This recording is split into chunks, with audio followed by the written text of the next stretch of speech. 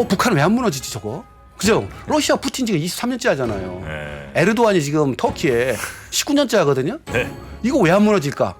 중국인들이 바로 현 체제를 지지하는 가장 중요한 이유는 그거예요. 10억이 넘는 인구가 이 정도 성과 낸 나라 전 세계에 없어요. 시진핑 1인 지배 체제가 확고히 수립된 것도 아니고요. 네. 시진핑 천하도 아니에요. 솔직히 뭐 정프로님 정부에서 하는 얘기 다 믿어요? 웃으시잖아요. 네. 안 믿죠. 어쨌든 그러면- 방향을 제시하는 거예요. 그럼요. 중국인들이라고 믿겠어요? 근데 이게 중요한 이유가 최소한 공산당이 뭐 하려는지는 알잖아요. 공산당만큼 통치 능력이 있고 관리한 경험이 있고 네. 이게 없는 상태에서는요. 반대 이거 할 수가 없어요.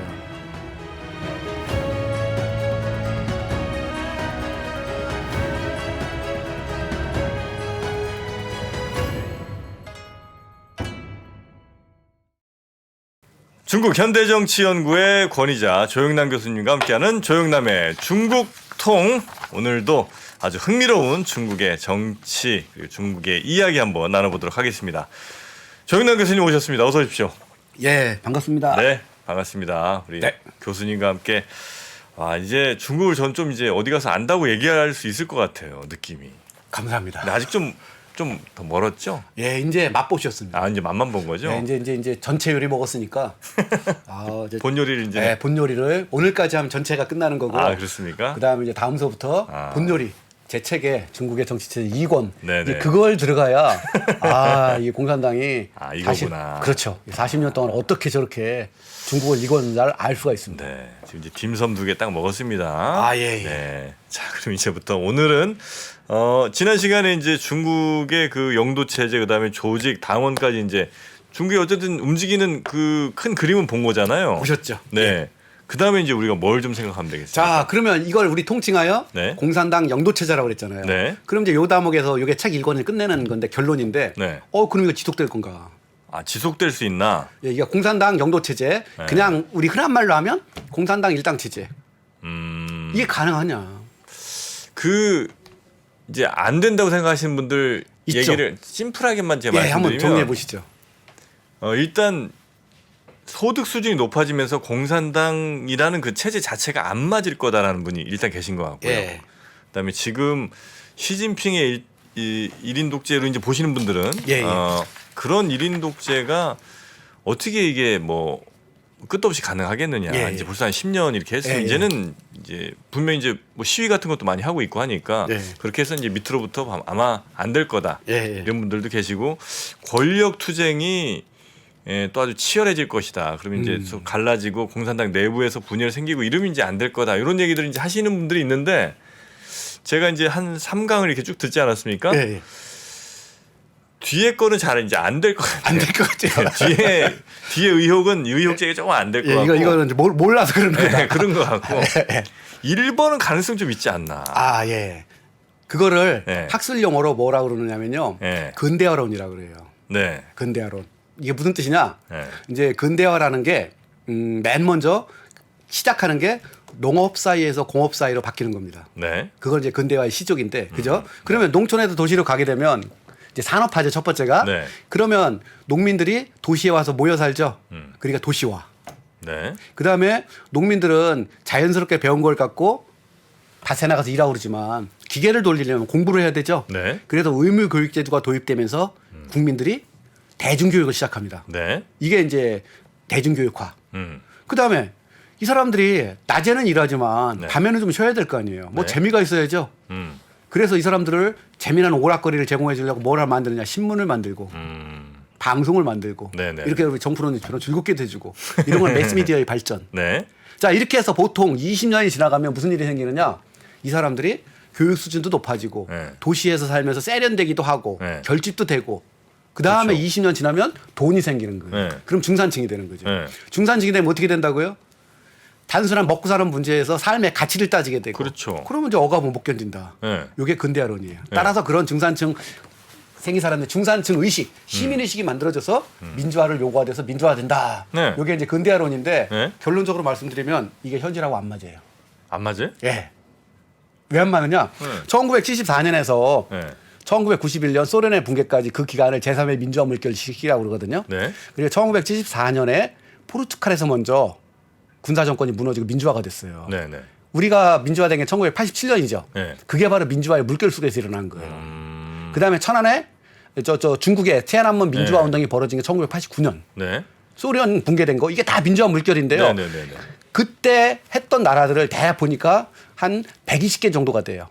그렇게 많아요? 예, 그렇게 많아요. 근데 그 중에서 성공한 나라는 20%밖에 안 돼요. 한국과 대만이 가장 성공한 나라예요.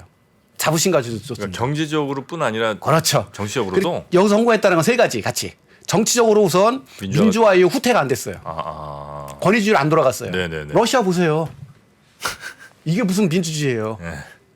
경제적으로도 지속적인 성장. 네. 세 번째 사회적으로도 공평함, 평등함 어느 정도 구현된 전 세계에서 한국과 대만이 가장 모범국이에요. 네. 아주 자랑스럽기도 좋고요. 네. 그런데 분석을 해보니까 과연 근대화론에 맞는 나라가 역시 한국과 대만이에요. 그리고 나머지 나라는 잘 안 맞아요. 다 안 맞아요. 그럼 다른 나라는 어떤 때서 민주화가 일어나느냐? 경제가 망쳐서. 경제 망가져야? 망가져서 더 이상 못 견디겠다. 그럴 때 민주화가 일어나요? 그다음에 아니 다양해요. 아르헨티나에서는 영국과의 포클랜드 전쟁에서 졌어요. 아르헨티나가. 네. 전쟁에 패해서. 그런 이유들로. 그럼요. 등등 해갖고 소위 말해서 근대화론에 따라서 일어난 나라는 그 120개 국가 중에서 한국과 대만을 포함하면 10여 개밖에 안 되고요. 나머지 90%는 아니에요. 즉 퍼포먼스가 안 좋을 때 민주화를 요구하게 되고 일어나게 그게 맞잖아요. 뭐 그렇긴 하겠네요. 따라서 네. 근대화론을 갖고서 중국을 설명하면 안 돼요. 실제로 이제 학자들이 여론조사 이런 거 많이 한 거 있잖아요. 네네네. 중국 공산당 체제를 가장 지지하는 집단이 어딜 것 같아요, 이 느낌이? 중국 공산당 체제를 가장 지지하는 예, 집단. 공산당 영도 체제를 가장 지지하는 현 체제에 옹호하는. 중국 뭐 무슨 상류층 뭐 이런 데 아닐까요? 정답. 개혁 개방의 네. 혜택을 가장 많이 본 집단. 그래서 사형 기업가와 중산층이 공산당 이걸 되게 지지해요. 가장 지지해요. 당연하죠. 물론 그 전에 가장 지지하는 집단이 누구라고요? 당정 간부인 약 700만 명. 그래서 그렇겠죠. 중국에서요, 중국 사회과학원 거기서 나온 설문조사뿐만 아니라 실제로 이제 월급이나 이런 걸 분석한 게 있어요. 개혁 개방 이후에 중국은요 모두 10가지의 계층으로 분화가 돼 버렸어요. 10가지요? 예, 10개. 뭐예요? 그 가장 맨 밑에가 뭐냐? 실업자. 그죠? 네. 10위. 네. 1등이 누구냐? 고위 당정 간부예요. 거기서 말하는 이제 10가지를 구분하는 기준이 경제력, 네. 정치적 지위, 사회적 영향력. 여기서 정치적 지위는 조직력이라고 그래요. 이런 걸 다 종합했더니 1등이 당정 간부, 2등이 국유기업 경영자, 3등이 사형기업가예요. 돈은 3위가 더 많이 벌긴 하겠지만. 근데 전체 중에 3위밖에 안 되는 거예요. 이게 뭘 뜻하는 거예요? 개혁 개방의 최고의 수혜자들이 현 체제를 옹호하는 거예요. 더 재미난 건 뭐냐면 아까 우리 3시에 제 3강에서 뭘 얘기하냐면 당원 얘기했잖아요. 네네. 전체 사회 집단 중에서 당원이 되기를 가장 열렬히 원하는 집단이 대학생들이에요. 현재 그것도 통계에 보면은요. 전체 대학생의 50%가요. 한 번 이상 공산당 가입을 신청을 해요. 한 번 이상. 예. 근데 그 중에서 공산당원 대학생 중에서 공산당원이 되는 사람은 10% 비율 정도인데요. 네. 이게 무슨 뜻이에요? 중국의 개혁 개방에 혜택을 가장 많이 본 사형기업과 중산층 당정 간부들이 현 체제를 옹호하고 미래의 엘리트 집단, 미래의 중국을 이끌어갈 대학생들이 그 중에서 전체 대학생들 올해 1,000만 명 졸업했다고 그랬죠? 네. 그 학생의 50%가 당원 가입 신청을 하고. 이건 뭘 보여주는 근대화론이 안 맞아요. 아니 근데 네.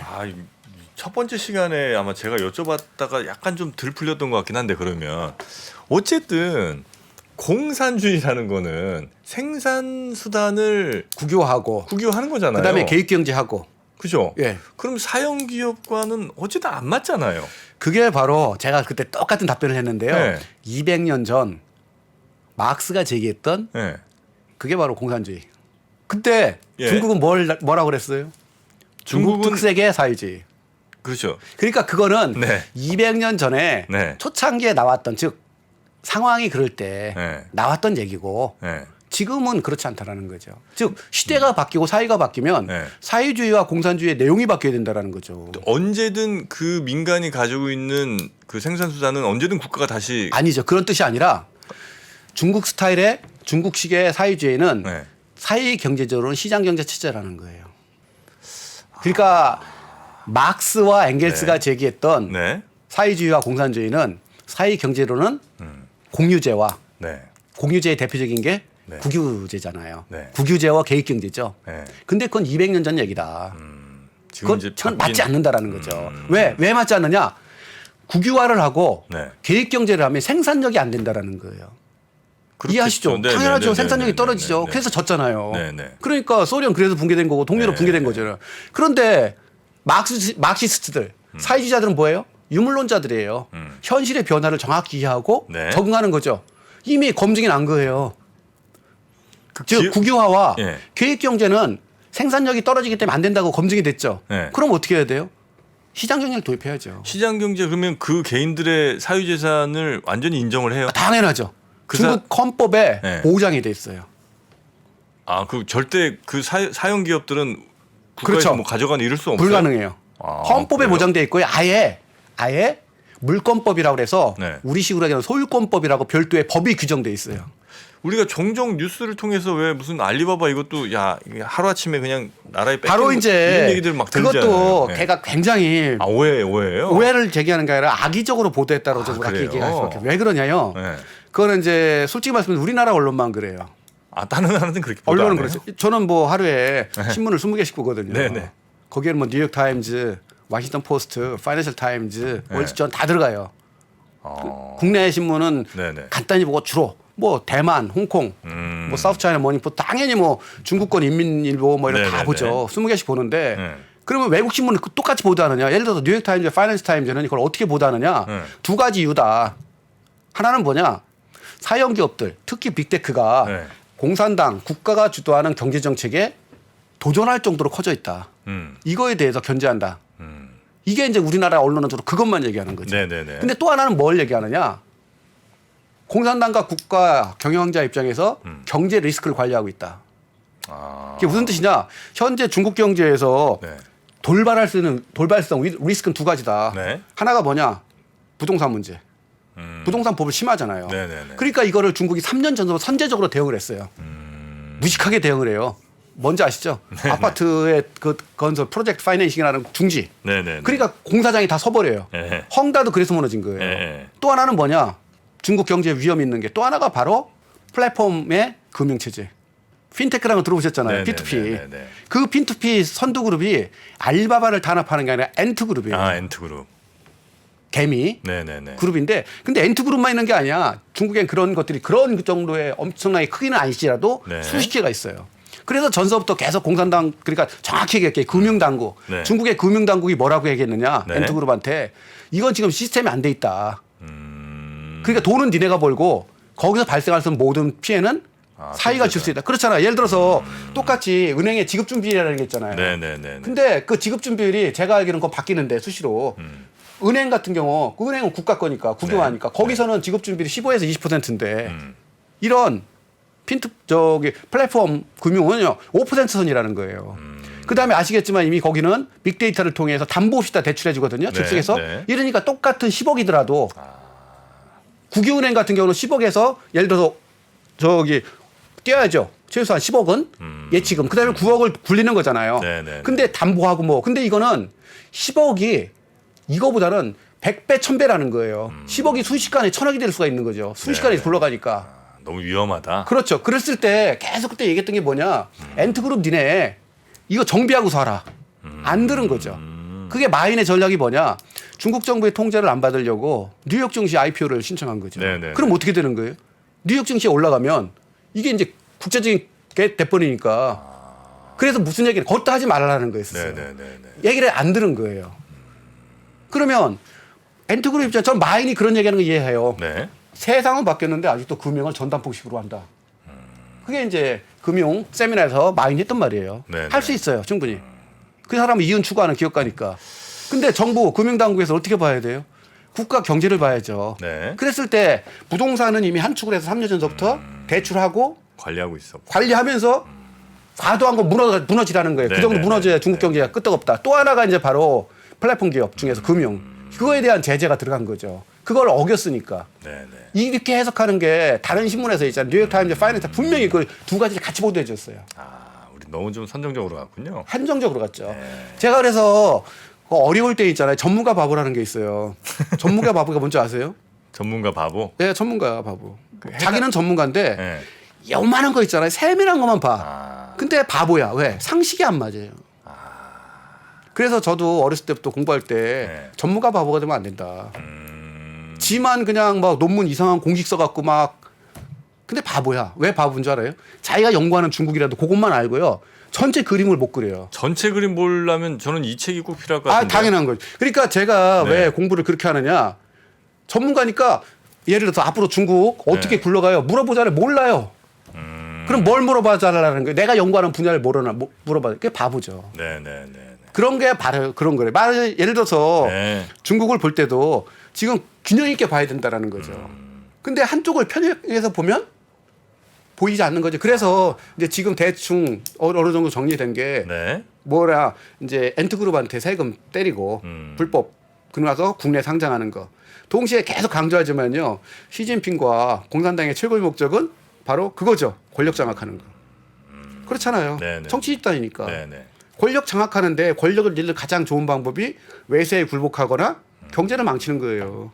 사형 기업이 지난 40년 동안 중국 경제를 지탱해 주는데 사형 기업가들의 기업가 정식, 앙트리 프리네시 다 죽여버려 갖고 경제 망가지면 자기네가 안 되는군요. 당연히 안 되지. 그게 상식 아닌가요? 네네네. 그러니까 뭐 마인이 말실수 한 번 했다고 막 이렇게 하고 이건 그 전혀 아니라는 거죠. 그러니까 이제 두 가지 측면인데 하나는 네. 너무 커져서 도전할 수 있는 거에 대한 견제도 있겠죠. 근데 저는 그걸 본질이라고 보지 않아요. 중요한 거는 돈은 지들이 벌고 피해는 위험은 국가에 돌리는. 예, 우리 얼마 전에 그 사태 한번 났었잖아요. 망 네, 사태. 네, 네, 거기 네, 투자 네. 안 하갖고 아. 동일한 원리예요. 근데 왜 그거를 얘기를 안 하느냐는 거예요. 저 같은 전문가는 같이 보니까 근데 뭐 하나만 있다고 제 얘기는 아니죠. 그죠? 네, 두 개가 네. 다 있는데 다 봐야 이해가 가죠. 네네네. 그러니까 헝다가 무너진 것도 공산당이 무너지게 안 할 수도 있어요. 근데 무너지게 한 이유는 저 정도로 거품이 껴있고 과도한 거는 길게 보면 어떻게 해야 되느냐 무너뜨리는 뻥 터지는 거죠. 거죠. 예, 나중에. 터지기 전에 미리 네, 힘을 빼는 거고. 힘을 빼는 거죠. 네. 그걸 어떻게 평가해야 되느냐. 아. 그걸 갖고서 중국 부동산 시장 위기 그걸 갖고 이제 팔아먹고 사는 사람들이 있어요. 저는 그런 거를 네. 소위 말해서 전문가라는 사람들이 떠드는 거에 대해서 네. 일반인들은 그렇게 할 수 있어요. 바쁘니까. 근데 전문가는 그렇게 하면 안 되죠. 종합적으로 보고 전체적으로 보고 네. 위험 요소와 안 그런 요소를 같이 해줘야 음. 판단이 되는 거잖아요. 이제 그런 의미에서 저는 중국의 금융당국이 네. 비판한 것도 알리바바를 비판했다고 안 보고요. 엔트그룹을 비판한 거고 동시에 그 내용도 그냥 사형 기업가들 공산당이 감히 싸가지 없게 도전해 이게 이래서가 아닌 아니고. 경영 관리 아니죠 경제 관리 네. 위기 관리 차원에서 했다라고 전 판단을 합니다. 아. 과연 어떤 게 많을지는 우리 시청자께 이런 얘기하면 이제 친중파가 되는데 친중파 돼도 기꺼이 되겠습니다. 네네. 하여튼 중국 관련된 보도하는 사람들 이 책을 무조건 읽어야 됩니다. 중국의 통치 체제라는 책. 이 책 안 읽고 막 그냥 중국에 대해서 막 어디서 그냥 들은 얘기 이렇게 써서는 이 중국을 제대로 이해할 수가 없다는 겁니다. 제대로 된 예, 보도를 할 감사합니다. 수가 없다는 겁니다. 예, 예. 네.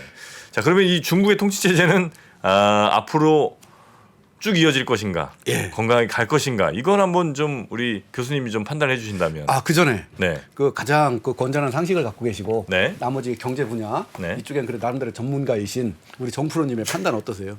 중국이요? 예, 어떠실 것 같아요? 그냥 이거 우리 솔직히 정프로님 보시기에 저는 뭐, 예. 희망사항 얘기하지 말고 기본 정보 없이 그냥 현재 제 상태로만 말씀드리면 예, 한 10년, 15년 안에 예, 미국이랑 시계 한번 붙고 예. 깨질 것 같아요. 거기서 세게 붙는다라는 건 군사 충돌 포함해서 군사충도 포함해서. 그랬으면 좋겠다는 아니고. 모르겠. 제 희망과 전망이 섞여 있는지 모르겠는데 그냥 근데 그랬으면 좋겠다는 거 큰일 나요. 큰일 나겠죠. 그건 한국도 죽는 거고, 그런가요? 전 세계가 죽어요. 세계 경제 1, 2위가 붙어봐요. 좀 그러네요, 그죠? 네. 더군다나 우리 한미동맹이 있어갖고 미중이 군사 충돌을 하잖아요. 100% 들어가야 합니다. 군사충돌을 조금 빼고 그러면. 그건 빼고 하여튼 중국이랑 하여튼 미국이 한판 패권 붙고 경기 한번 크게 하고 군사 충돌 빼고 한판 네. 붙고 그리고 이제 중국이 다시 서서히 침몰하거나 예. 이제 쇠퇴의 길을 걷겠다. 그렇지 않을까. 네, 저는 안 그럴 거다에 더 걸겠어요. 그렇습니까? 네. 중국이 근데 고령화도 너무 심각하지 않아요? 아 그래도요. 예. 중국은 지금 10년 후에 발생할 일을 미리 지금 태클 거는 거예요. 10년 후에 발생할 일에 태클을 걸고 있다. 그러니까 고령화가 이제 굉장히 심각한 사회적 부담이 될 게 2030년 무렵. 네. 근데 그 전에서부터 애나라고 지금. 그 되나 근데? 한번 그게 바로 문제예요. 잘 안 났죠. 우리도 사실 뭐 애나라 관계 불쌍히 10년 된 것 같은데. 근데 저는 애나라고 제대로 안 했다라는 거예요. 아니 애나라고 해놓고 네. 애나면 애 봐줄 데가 없잖아요. 네. 그 말이 되는 거예요? 아, 그건 애 낳지 말라라는 거죠. 뭐 저 우리 젊은이들이 바보예요? 그러니까요. 누가 어른들이 얘기한다고 들어요? 뭐 여성대책위원회 뭐 출산에 백날 해봐요. 정치인들 장난치는 거지. 애 낳게 하는 방법 간단해요. 뭐예요? 당장 우리 서울대학교에 있잖아요. 네. 우리 박사과정 있는 학생들 네. 직원들용 있잖아요. 유아소, 타가소. 그런 거 서너 개만 만들어봐요. 뭐 어린이집 같은 거요? 그럼요, 어린이집. 그럼 또 바로 났습니까? 낮춰. 그다음에 선진국에서 하듯이 프랑스, 영국 이런 데서 하듯이 육아수당 막 줘요? 주죠. 그 유학생들 애 낳으면 애한테 주는 육아수당 갖고 생활하고 그랬는데. 그래요? 그런 걸 안 해놓고서 무슨 뭐 애 낳으라고 얘기했다고. 그건 거짓말하는 거예요. 저는 아주 솔직한 사람이잖아요. 네네네. 그리고 화나죠. 애 낳으라고 진짜 말로만 하죠. 진짜 말만 하면 끝나는 거예요. 간단해요. 우리 대학원생들, 여학생들 있잖아요. 얼마나 힘들어하는데요. 아이 낳고 공부하는 걸? 그럼요. 힘들죠. 너무 힘들잖아요. 당연히 다른 거 안 하지, 다른 거 안 해도 좋아요. 네. 어린이집만이라도 서울대 인구가 4, 5만 명 되니까 네네. 그 중에서 뭐 다 해놨는 건 아니지만 있잖아요. 그러면 저기 어린이집 네. 물론 있어요. 네. 서울대 어린이집. 근데 네. 그 경쟁률이 너무 치열해 갖고요. 그래요? 2년 기다려야 돼요. 제 아들도 그 출신이니까. 2년 기다려요? 그럼 제 아들도 1년 기다렸어요. 2년 기다리면 애들이 크겠죠 벌써. 그죠? 그래서 그러니까- 이제 애 낳기 전부터 대기 걸고 뭐 이런 분들. 아니 그렇지는 않아요. 그래. 출생 증명서 있고 나이 증명서가 증명서 있어야. 있어야 돼요? 우리 그렇게 야비하게 안 합니다. 네, 농담이고요. 네. 자, 그래서 제가 봤을 때는 네. 왜 제가 그런 평가를 하느냐. 네. 라는 건 이제 나름대로 또 근거가 있어야 네네네네. 되고 기준이 있어야죠. 그랬을 때 현 체제가 지속할 것인가 아닌가를 봤을 때 저는 네 가지는 봐야 되지 않겠느냐. 네 가지. 예. 첫 번째. 국민들이 과연 공산당 영도 체제를 받아들일 것이냐. 중요하죠. 국민이 노하면 이건 못 안 되는 버티죠. 거죠. 내년도 네. 끝나요. 그렇잖아요. 네. 두 번째. 공산당과 국가 관계. 무슨 뜻이냐? 공산당이 과연 국가를 잘 통치할 수 있는 능력이 되느냐라는 거예요. 능력이 안 되면 망치죠. 그렇지. 자, 네. 우리가 2강인가 3강일 때 있던 정치적 공공재라는 거 기억하시죠? 정치적 공공재. 예, 공공재, 정치재. 네. 즉 교육, 의료, 네. 예? 유아 이런 타가 것들 문제, 효율적으로 인프라. 잘 관리하느냐. 그렇죠. 국가가 그런 거 공급 안 해주면 안 되죠. 맨날 지들 사리사욕이나 채우고 이게 두 번째 요소. 네. 그다음에 세 번째가 우리는 아니죠. 이미 우리는 자유민주주의, 민주주의가 체제를 잡았으니까. 근데 중국은 벌써 저한테 벌써 두 번을 질문하셨잖아요. 저게 사회주의냐? 그럼 중국인들은 그렇게 얘기 안 하겠어요? 그죠? 바로 그걸 정당화 시켜야죠. 그걸 이데올로기의 문제라고 그래요. 중국은 현재 지금 중국에서 하고 있는 일이 마크스가 제기했던 사회주의, 레닌이 제기했던 사회주의랑 거리가 멀어요. 그럼 왜 이렇게 해야 되는 설득을 해야 될 거 아니에요. 네. 국민도 설득할 뿐만 아니라 당원도 설득해야 돼요. 근데 설득의 핵심은 뭔지 알아요? 왜 공산당이 계속 일당 독재 해야 되냐. 이걸 논리적으로 설득을 해야 될 거 아니에요. 그게 이데올로기. 마지막으로는 중국에서 중국이 잘 되느냐 못 되느냐를 결정하는 것은 권력 집중 사회이기 때문에 네. 권력 집중 체제이기 때문에 엘리트 정치. 이게 파벌 투쟁 안 나냐. 네네네. 권력 투쟁. 그래서 요 네 가지입니다. 이걸 간단하게 하나하나만 짚고 넘어가면 요 정도만 제가 검토하면 최소한 정치적 측면에서 공산당 영도 체제가 지속 가능한가를 판단할 수 있어요. 일단 공산당과 국민 관계. 먼저 이거는 이제 가장 중요한 문제가 네. 여태까지 이제 공산당이 어떻게 저렇게 통치를 유지하고 있는 거와 관련해서 우리 학자들이 연구한 게 크게 세 가지 이론이 있어요. 네. 이제 유식해지시네요. 이걸 알면 네. 이제 요거를 이제 그 영어로는 그 권위주의의 강건함 내지는 권위주의의 복원성. 영어를 쓰면 어서리테리언 레질리언스의 명제라고 그래요. 네. 이거는 이제 중국만 해당되는 게 아니라 전 세계. 무슨 얘기냐면요. 네. 2000년 지나고 나서 2000년 전에는 정치학자들이 주로 연구했던 게 언제 민주화되냐였거든요. 근데 2000년 지나고 나서는 아까 말씀드렸죠. 소위 민주화했던 나라의 80%가 다시 권위주의로 돌아가니까 권위주의 왜 안 무너지나. 네. 이걸 연구하기 시작하는 거예요. 북한은 왜 안 무너지지 저거? 그죠? 러시아 푸틴 지금 23년째 하잖아요. 네. 에르도안이 지금 터키에 19년째 하거든요. 네. 이거 왜 안 무너질까? 그걸 이름하여 권위주의 강건한 명제라고 그래요. 권위주의가 왜 저렇게 강건한가? 이걸 학자들이 연구하고 있어요. 그랬을 때 이걸 중국에 적용하면 네. 크게 세 가지의 이론이 있는 거. 첫째, 업적이 뛰어나기 때문에 안 무너진다. 업적이 뛰어나다고요? 중국처럼 지난 40년 동안 예. 왜 GDP 100배 발전하고 예. 예? 인도한테 무지하게 뒤졌는데 인도를 지금 5배를 추월했잖아요. 아. 솔직히 말씀드리면 10억이 넘는 인구가 이 정도 성과 낸 나라 전 세계에 없어요. 아 예전엔 인도보다 중국이 못 살았어요? 그럼요. 아 그래요? 예, 1980년도에 중국의 1인당 GDP가 156달러, 인도가 260달러였었어요. 아 그래요? 예, 40년 전에. 토탈 GDP도 인도가 더 많았어요. 아 그래요? 즉 그 당시에 인도가 중국보다 70%를 더 잘 살았어요. 와 근데 지금 완전히 지금 40년 지난 지금의 작년 통계로 중국이 1인당 무역이 12,000달러, 인도가 2,000달러 조금 돼요. 5배. 토탈 GDP는 중국이 15조 달러, 인도가 3조 달러가 안 돼요.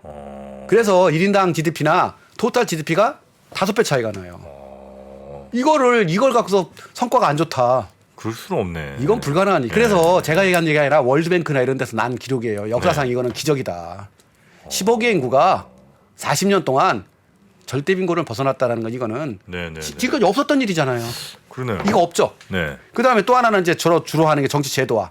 제가 계속 얘기하는 것이 엘리트 정치라든지 국가 통치 체제가 굉장히 나름대로 시스템화돼 있다. 이거에 인해서 경제도 발전하고 이거에 따라 국민이 지지한 거다. 마지막으로 세 번째는 이데올로기. 중국인들은 기본적으로 혼란을 싫어한다. 옛날에 장개설 전에 군벌 시대도 있었고 막 이랬잖아요. 네. 그래서 혼란을 싫어하는 그런 통합의 이데올로기. 또 육아사상. 충성을 강조하고 국가, 사회, 민족 강조하는 이런 거. 그다음에 공산주의 이념이 지금 보셨지만 덩시어핑 이론, 마오쩌둥 사상, 시진핑 사상 계속 바뀌죠. 200년 전에 막스 레닌주의랑 완전히 달라요. 이러면서 끊임없이 이데올로기, 거기다가 민족주의, 애국주의, 중국을 사랑하는 요것 때문에 공산당이 버틴다. 근데 이 세 가지가 학자들이 어느 걸 중심으로 주장하느냐에 따라 논쟁이 있지만 이 세 가지가 현재의 공산당을 지탱해주는 기본 요소예요. 이게 세 가지 이론이 있는 거예요. 저는 이 세 가지가 서로 보완적이라고 보고요. 그 다음에 우리한테 더 중요한 문제는 설문조사 해보면 간단하잖아요. 근데 이제 마지막 설문조사가 2016년 거예요. 시진핑 집권 2기 때는 설문조사를 못하게 해갖고 이걸 조사해보면 그중에서 굉장히 많은데 저는 중국 통계를 안 쓰거든요. 이거는 이제 하나는 하버드 대학교에서 한 거예요. 하버드 대학교에서 2013년서부터 2016년까지 연속으로 5년을 조사한 거거든요. 조사를 했더니 이거는 저 설문조사가 그냥 설문지 주고 한 게 아니라 인터뷰 조사한 거예요. 체계적으로.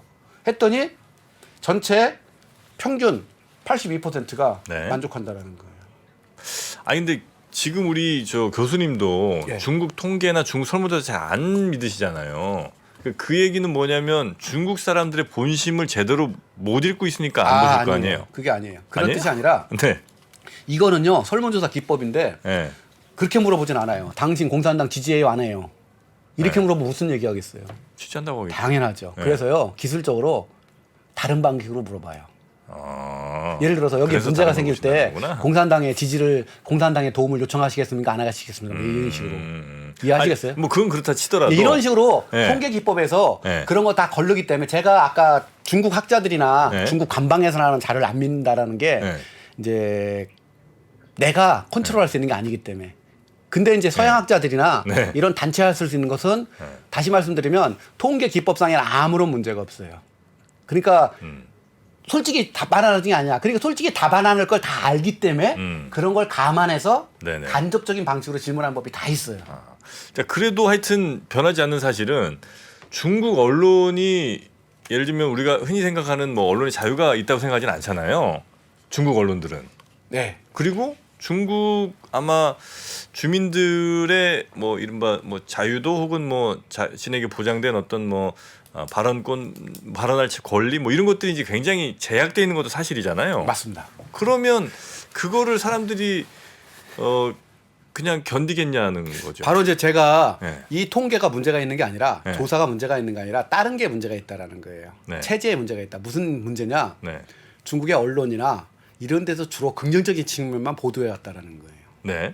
언론의 자유도 없고 네. 시민사회 이런 게 없다 보니까 그렇죠. 시민사회의 주된 역할이 비판이잖아요. 그다음에 언론의 주된 역할 중에 하나가 사회적 공기로서 네네네. 비판이잖아요. 근데 비판을 하긴 하는데 굉장히 작아요. 그러니까 40년 동안 좋은 얘기만 듣고 네. 안 좋은 얘기는 덜 듣고 이러면 긍정적인 측면으로 형성될 수 있죠. 네. 그런 측면에서 문제가 있다라고 얘기를 하는 거예요. 그래도 이게 한번 조사한 거고 말면 그런데 이런 식으로 시계열적으로 있잖아요. 네. 10년 연속, 20년 연속, 30년 연속 조사에는 이런 통계가 나온다라는 거는 그렇게 믿는 거예요. 그래서 그 보고서의 결론이 뭐냐?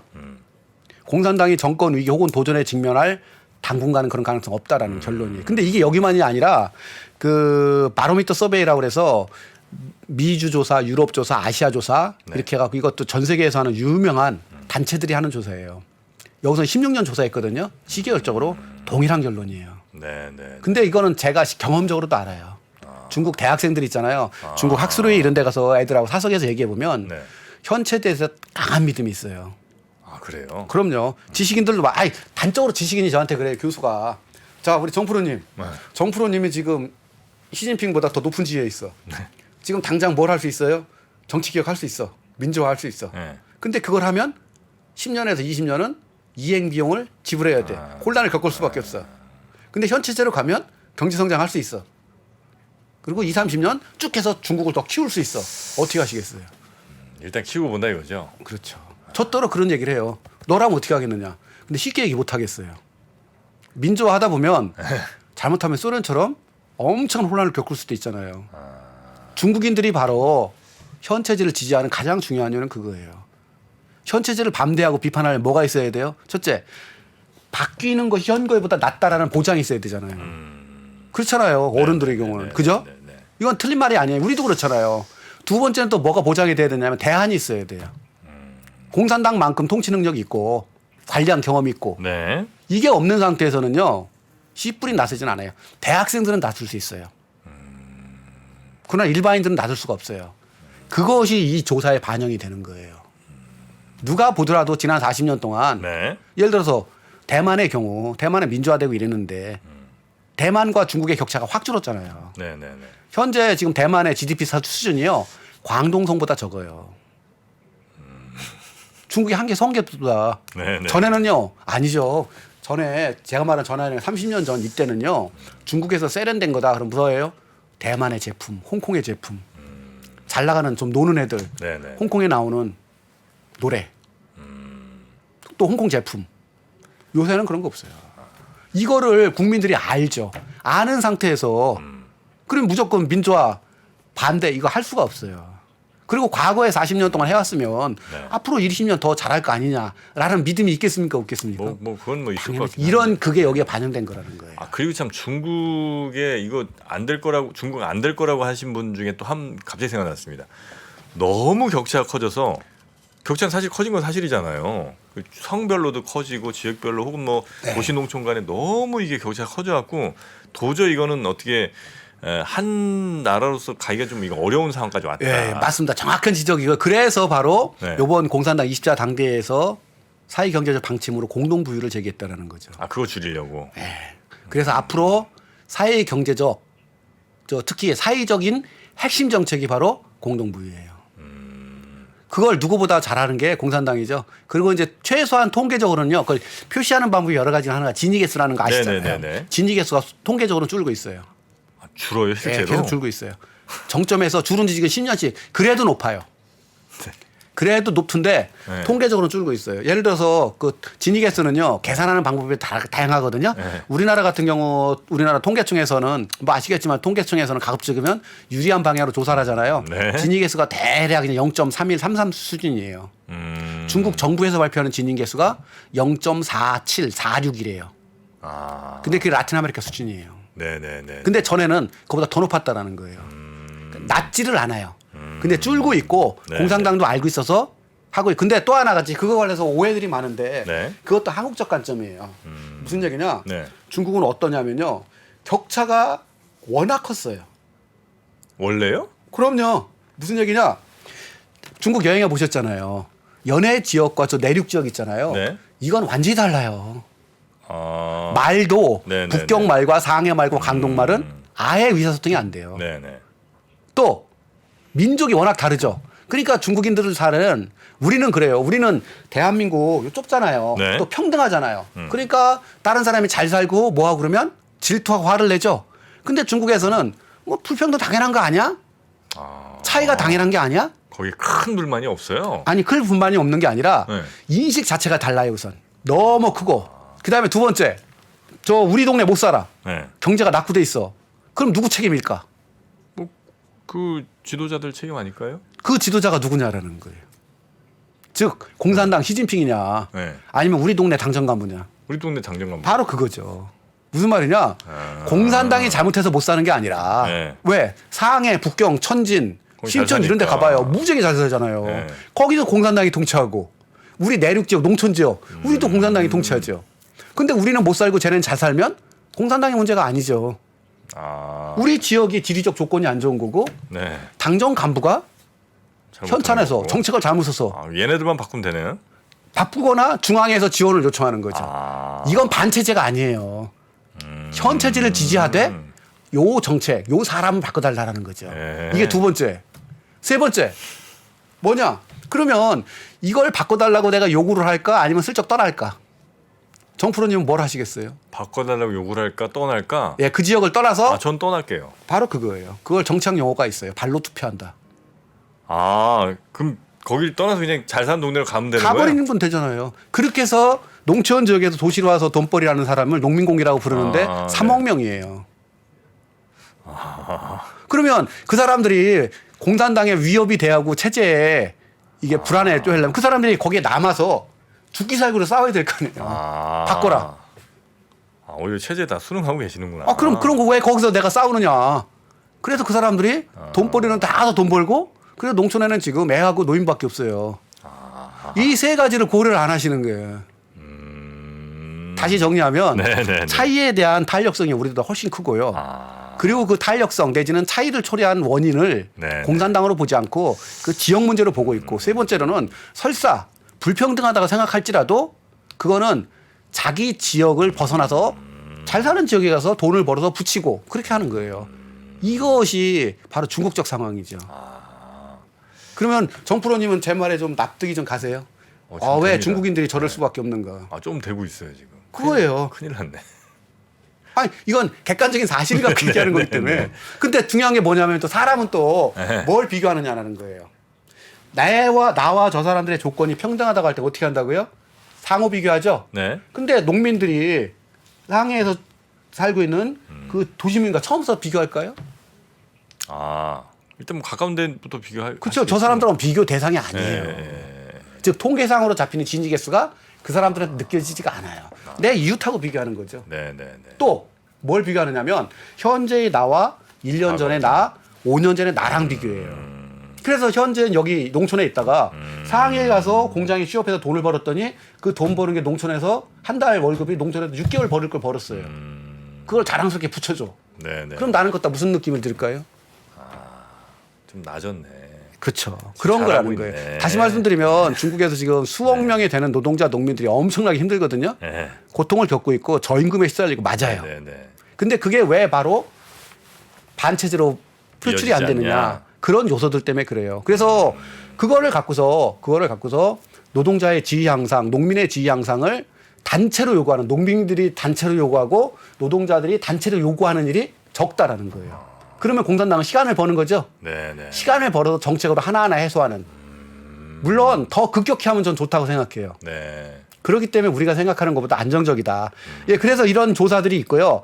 그 다음에 그 공산당과 국가의 관계만에서도 네. 지금까지 우리가 계속 봤고 우리 20차 당대회도 같이 공부를 했었는데 보면 공산당으로 또 시진핑으로 권력이 집중되는 건 맞아요. 네. 그런데 문제는 뭐냐? 그것이 그렇게 집중되는 것 자체만 있는 것이 아니라요. 상당히 정치 제도와 즉 법과 제도를 통한 통치도 강화되고 있다라는 거예요. 네. 제가 재미난 통계 하나만 보여드릴 텐데요. 네네. 여기 보면 공산당이 법과 제도에 따라 잘 다스려지는가 안 다스려지는가를 보려면 뭘 보면 돼요? 당내 법규, 당규가 얼마나 제정비 수정되는가. 그걸 보시 통계 보면 나잖아요. 네. 여기 보시면 금방 어때요? 1990년대에 10년 동안 177건, 네. 80년대에는 74건, 2000년대는 상반기만 109건이죠. 그러니까 1980년대는 이거는 법과 제도에 따라 안 됐다는 금방 알 수 있죠. 10년 동안 74건밖에 안 됐어요. 네네네. 그럼 시진핑 들어서 어떠냐? 제가 조사를 해보니까요. 네. 시진핑 들어서 2018년 그 한 해에만 74건의 당내 법규를 제정 및 수정했어요. 1년 동안에만. 그게 어느 정도 비율이냐? 1980년대 7년 동안 네. 제정 및 수정한 거예요. 이게 뭘 보여주는 거예요? 거미줄망처럼 조직만 있는 게 아니라 네. 촘촘하게 당내 법규와 국가 법률을 만들어서 이렇게 통치하고 있다라는 거예요. 제도화됐다는 얘기를 제가 표현하는 네, 거예요. 네, 네. 이게 왜 중요하냐면요. 많은 분들이 공산당 정면 영도, 시진핑으로의 권력 집중 이거 읽으면 또 제2의 마오쩌둥, 혼란 이러죠. 근데 중국에서는 두 가지 같이 일어나고 있어요. 오판하고 있다라는 거예요. 한편에서는 권력이 집중되는 현상이 있지만 또 한편에서는 법과 제도를 통해서 제도와 합리화하려는 그런 노력을 시진핑 정부가 어떤 정부보다 강하게 추진하고 있다는 거예요. 이건 통계가 보여주고 있는 거고 실제로 그래요. 이걸 같이 보면 네네. 무슨 일이 벌어지느냐. 아 이게 국가와 관계에서 쉽게 안 된다. 마찬가지 이데올로기도 중국인들이 멍청하지가 않아요. 네. 애가 아니잖아요. 네. 성과가 안 따라주는데 결과가 없는데 무조건 믿느냐. 그렇지는 않아요. 사실 공산당이 직면한 이데올로기 면에서 가장 중요한 게 네. 뭐였느냐면요. 여태까지는 선불론에 따라서 부를 축적하자. 우리 부유하게 되자. 이것까지 네네네. 얘기했어요. 그러면 그 다음엔 부를 축적하고 부유하게 된 다음부터 불평등 문제를 어떻게 해서 해결하지? 앞으로 미국과는 어떻게 하지? 이거에 대한 해답을 주질 못했어요. 네. 그 방향성을 제시한 게 시진핑이에요. 뭐예요? 그게 바로 중국몽. 아 중국몽. 중국의 꿈. 2021세기 중엽에는 우리가 어떻게 할 것이고 2035년은 뭐 할 것이고 그걸로 해서 어떻게 할 이게 맞는지 틀리는지 실현될 건지 안 될지는 알수 두고 없으나. 봐야 돼. 그러나 최소한 뭘 제시한 거예요? 방향을. 로드맵은 준 거죠. 이데올로기 역할이라는 것은 솔직히 뭐 정프로님 정부에서 하는 얘기 다 믿어요? 웃으시잖아요. 안 믿죠. 어쨌든 그러면- 방향을 제시하는 거니까. 그럼요. 중국인들이라고 믿겠어요? 근데 이게 중요한 이유가 최소한 공산당이 뭐 하려는지는 알잖아요. 저 집단이 그래도 우리를 어떻게 이끌어갈 거예요. 그런 의미에서 여전히 효과를 발휘하고 있다는 거 마지막으로도 네. 이 정치 엘리트 문제 이거는 전에 계속 말씀드렸듯이 네. 생각보다 안정적이고 체계적이다. 이건 20차 당대회를 얘기했기 때문에 제가 간단히 짚고 넘어갈 거예요. 시진핑 1인 지배 체제가 확고히 수립된 것도 아니고요. 네. 시진핑 천하도 아니에요. 시진핑 1인 지배의 첫 발을 뒤졌고 여전히 법과 제도, 규정은 집단지 요소가 남아요. 그래서 그 네, 갈등을 네. 일으킬 수 있다. 그러나 그건 두고 보자. 그러나 전체적으로 보면 무조건 뭐 시진핑이 지멋대로 하고 그런 체제는 아니다. 이제 그런 의미에서도 엘리트 정치의 안정성은 아직까지는 그렇게 비관적인 건 아니다. 그러니까 다시 이걸 정리해서 말씀드리면 네네. 첫째, 현재까지는 중국 국민이 공산당 영도 체제를 지지하고 있다. 이건 개인적 경험이나 조사나 모든 데서 확인되는 거예요. 단 네네네. 지속 가능하진 않아요. 공산당이 2, 3년만 있잖아요. 경제를 망치면 바로 떨어집니다. 이건 설문조 다른 나라에서 다 나오는 거예요. 핵심은 경제예요. 그럼요. 못 먹고 사는데. 네네. 그래서 국민의 지지도가 아직 괜찮고. 네. 두 번째, 공산당의 국가 통치의 문제는 조금씩 있지만 전체적으로 보면 양호하다. 여전히 공공재 공급하고 있는데 문제 없다. 네. 세 번째, 시진핑 사상이라는 새로운 이데올로기가 국민들한테 공산당원들한테 방향성을 지시하는 데는 성공했다. 그게 애국주의로 포장이 됐건 뭐가 됐건 네네. 어쨌든 방향성 제시하는 데는 성공했다. 마지막으로 네 번째, 엘리트 정치 차원에서 권력 투쟁이 발생하고 이럴 가능성 당분간은 없다. 단 5년 후에 어떻게 될지 그건 또 두고 봐야 되겠지만 네. 그렇게 뭐 위험하고 심각하고 그 정도는 아니다. 이런 걸 종합해 봤을 때 아까 우리 정프로님은 네네네. 문제가 있을 것 같고 꺾어질 것 같다라는 거에서 저는 그렇지는 않을 것 같다.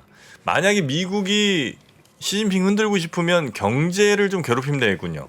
그래서 국민들이 살기에 조금 너무 힘들다 이렇게 느껴진다면 공산당에 대한 지지가 확 돌아설 수도 있는 거 아니에요? 바로 그거죠. 그걸 노려서 하는 게 네. 트럼프 때에는 주로 상품에 관세를 부과했죠. 근데 그게 효과를 발휘하지 못하는 이유가요. 네. 중국 경제 성장률에서 수출이 차지하는 비중이 10%밖에 안 돼요. 지금 매우 낮아졌더라고요. 그럼요. 10%밖에 안 돼서 관세 때려서 뭐 미국으로 가는 수출이 줄었다. 근데 안 줄었어요. 오히려 작년 통계에 따르면요. 미중 수출이 7,000달러 선이에요. 7천억 달러. 오히려 당연하지. 왜 그런지 아시죠? 미국 소비재들이 네, 다 중국산인데 인플레이션 잡으려면 그거 막았다간 네. 그러니까 오히려 놀아서 그래서 조 바이든 정부 뭐 한다고요? 첨단 기술을 못하게 특히 반도체로 지금 묶어서 네네네. 총 공격을 하고 있는데 문제는 미국 정부와 미국 기업이 다르고요. 미국과 네덜란드가 다르고 미국과 영국이 다르고 기업들이 안 따르는 거예요. 저는 그래서 그 미국도 그렇게 하려고는 하는데 쉽지 않다. 쉽지 않다. 그러니까 소위 말하는 탈동조와 디커플링 네. 그리고 통계가 나온다고 그랬잖아요. 이미 작년까지 나온 통계 이런 걸 보면은요. 미국 기업이 중국에 수출한 기술 수출이 2천억 달러 가까이 되는데 그중에서 수출을 막은 거는 네, 네. 5%밖에 안 된다라는 거예요. 그건 경제학 하시는 분들 있잖아요. 네. 생산 현장에 있는 분들은 다 알아요. 네. 저거 아무리 해봤자 정치인들의 말이지. 네. 당장 미국 기업이 지금 엄청난 손해를 보고 있는데 네. 또 네덜란드 예를 들어서 그 뭐 ASLM 반도체 장비, 네네네네네. 노광 장비 그거 어떻게 해야 할 거예요? 그 회장이 거부했는데 그 범용 장비 수출해달라는 거 맞게 그다음에 네덜란드 외교부장이 거부했어요. 우리는 미국이 아니다. 왜 미국 정부의 말을 다 듣느냐? 이제 이런 거기 때문에 안 되는 건 그러니까 안 하는 건 아니고 효과가 없는 건 아니지만 쉽지 네. 않다. 그러니까 그런 걸 갖고 너무 제가 볼 때 미국 숭배자들이 너무 많으신 것 같아요.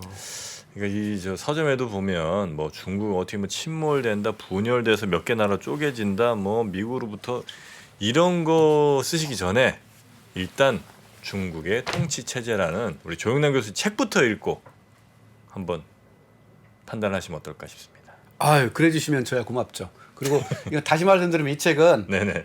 그 제 머리가 낳은 자식이에요. 제 자식이라고 그래요. 학자들은. 네네. 머리로 낳은 자식. 제 자식이 사랑받고 네, 또 네. 제가 아시겠지만 이거 해봤자 뭐 승진에는 전혀 도움이 안 돼. 승진도 필요 없고 참고로 서울대학교 교수들 승진 심사에는 책이 안 들어갑니다.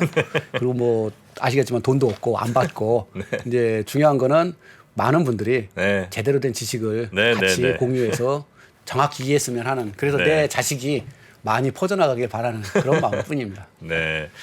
자, 우리 머리로 나온 자식 중국의 통치 체제 책도 한번 좀 네, 이건 일본 내용을 이제 저희가 한 지난 한 3-4시간 정도 이렇게 아마 여러분께 좀 전해 드린 것 같고요. 또 이건 내용도 있으니까 그것도 좀 부탁드려도 되겠죠? 아, 예. 뭐 저 시청률만 잘 나오면 그 알겠습니다. 2권까지는 제가 자세히 설명드리도록 하겠습니다. 네, 그럼 여러분은 우리 교수님 컨텐츠 좋아요 뭐 이런 것 좀 많이 좀 눌러주시고 주변 분들께 좀 널리 이렇게 카톡 같은 걸로 공유 좀 해주시고요. 우리 교수님의 다음 강의도 아주 기대되는 마음으로 또 한번 기다려보도록 하겠습니다. 자, 우리 함께해 주신 조영남 교수님 오늘도 고생 많으셨고요. 다음 시간에 뵙겠습니다. 고맙습니다. 예, 감사합니다. 2023년 내 인생의 티핑 포인트를 맞이할 분들을 위해 3프로TV 최초로 100% 책임 환불 주간을 실시합니다. 3프로TV 프리미엄 강의를 무려 2주 동안 마음껏 수강해 보시고 불만족할 경우 수강료를 100% 전액 환불해드리는 주간입니다. 송기령의 미래대학, 오건영의 경제대학, 주식 박세익, 부동산 오윤석의 투자 펀더멘탈 패키지까지 수만 명의 실제 수강생들이 증명한 3프로TV 최고의 강의로 2023년 내 인생의 티핑 포인트를 맞이해보세요. 100% 책임 환불 주간은 2022년의 마지막 날인 12월 31일 토요일에 종료됩니다. 자세한 내용은 영상 하단의 링크 혹은 3프로TV 앱에서 확인하세요.